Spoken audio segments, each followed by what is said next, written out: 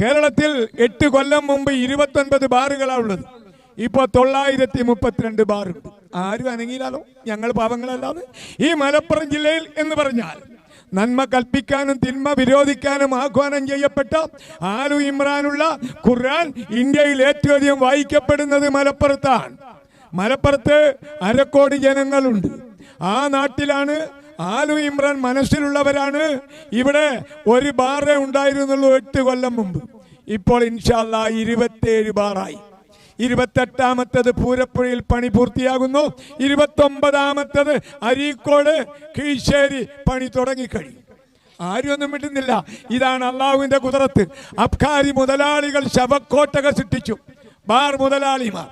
അതിന്റെ മുമ്പിലൂടെ നമ്മളൊക്കെ ജമാഅത്തെ ഇസ്ലാമിയും MGM-ഉം മുജാഹിദും ഹിന്ദുവും ക്രിസ്ത്യാനിയും എല്ലാവരും കൈയും വീശി നടന്നു പോയി. കണ്ടില്ല, ഈ ശവക്കോട്ടകൾ കണ്ടില്ല.